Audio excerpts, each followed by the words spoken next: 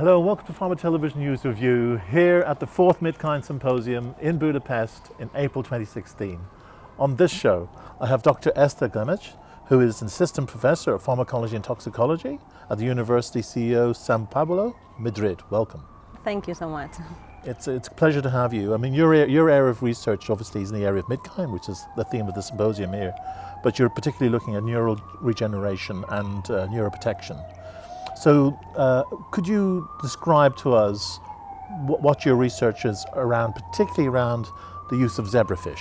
Yes, of course.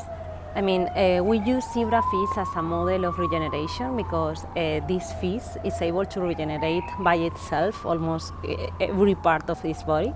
And specifically, we did lesion induced by a high-intensity light in the retina of these animals. Okay. Because we use the retina as a model of the central nervous system because it's formed by neurons, but it's in the eye instead of the brain. But we use the retina as a model because it's more accessible than the brain, and it also has a very simple structure.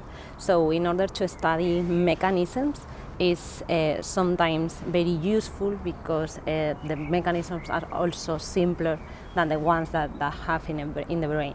So what we do is to induce a lesion in this retina to destroy some neurons that are called photoreceptors with a high intensity light, and to study how the fish is able to regenerate that cells by itself.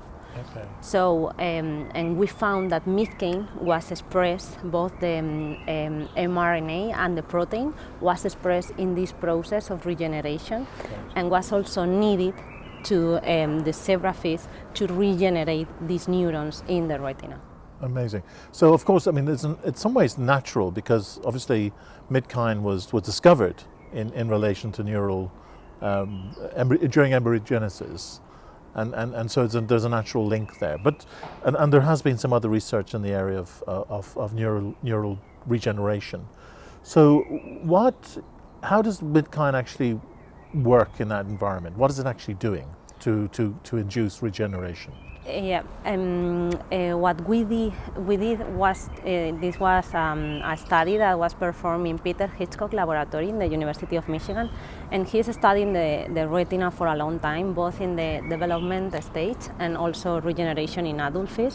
And first in development, he saw that Midkine was also very important in the correct function of the whole eye.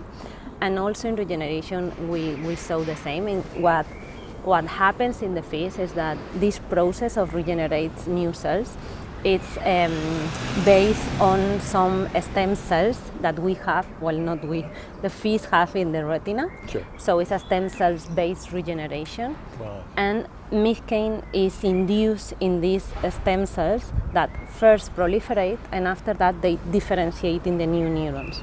So we demonstrate that because we knock down the expression of Midkine in these progenitor cells that are some kind of glial cell in the retina called Muller glia.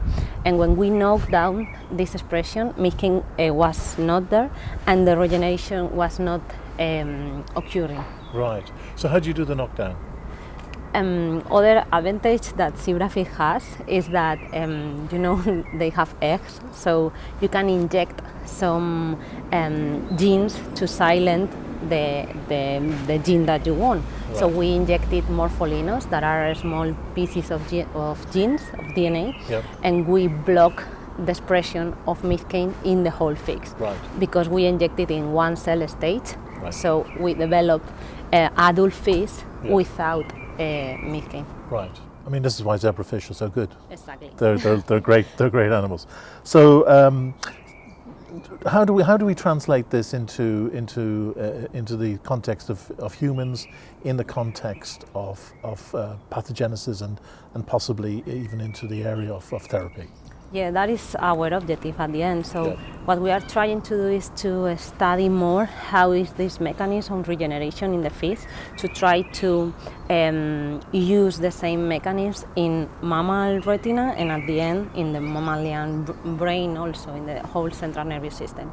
but we need to study more how exactly Midkine is doing that process in the fish. For example, which receptor is binding, we still don't know that. But the idea is to target Midkine pathway and pleiotrophin pathway in the mammalian central nervous system to obtain similar effects than the one that the zebrafish is doing by itself. Very good. Well, thank you very much indeed for coming on the show and telling us all about it. Thank you for the invitation. Thank you so much.